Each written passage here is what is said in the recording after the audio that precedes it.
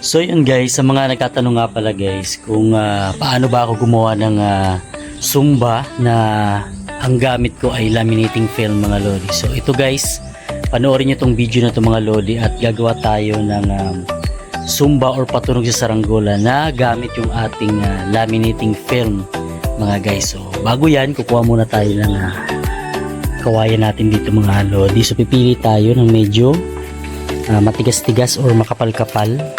So yung ginagamit ko nga palang Zumba guys, yung haba niya ay 5 feet mga lodi. Karamihan sa mga ginagawa kong Zumba mga guys, 5 feet talaga yung haba para mas malakas yung ating Zumba.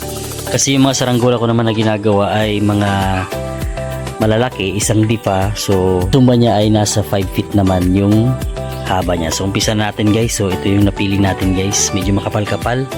So gagawa na tayo guys at panoorin nyo to guys.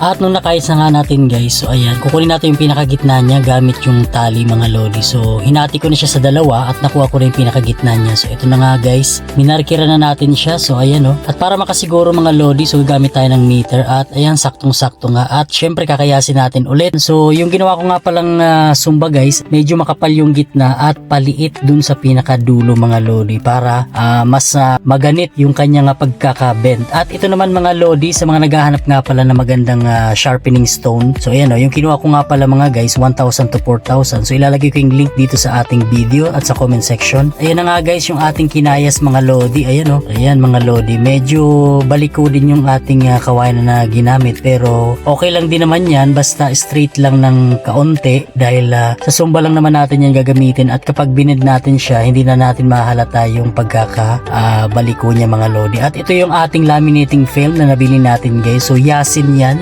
laminating film mga lodi. So ilalagay ko yung link sa ating video mga lodi para makapag-order kayo. So nasa 300 plus yan guys. Kapag binili nyo siya, napakarami na talaga yung inyong magagawa na Zumba. So ayan guys yung 5 feet natin na kawayan.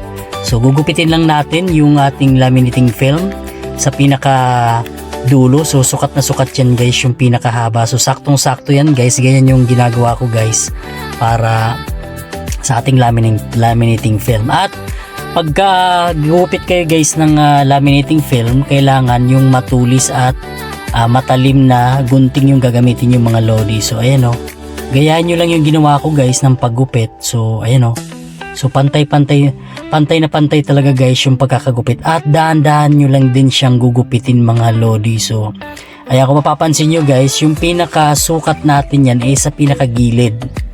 So ayan. So ayan na nga guys yung ating nagupit mga lodi. So pantay na pantay talaga siya mga guys. At yun talaga, sa mga nagtatanong talaga sa akin kung paano ko siya ginupit, ganoon lang din talaga yung aking paggupit mga guys. At ito naman mga lodi yung ating gagamitin na pang lock sa ating laminating film. So ganyan ako gumawa mga guys. So pwede nyo naman gawin yung sa goma mga lodi. So marami naman tutorial na mapapanood mga guys. Ako kasi ganito yung pang-lock na ginagamit ko guys para mas maangas tingnan yung ating Zumba. Sa pagkabit naman yan guys, ganito lang din naman. Kapag nabutas nyo na siya, yan. At yung kawayan guys, pabaliktad siya guys ha. Yan ha, ganyan ha. Tingnan nyo guys, so, yun, yung lock. So nung nailak na natin guys, at testing na natin siya. So sound check. Simple lang siya.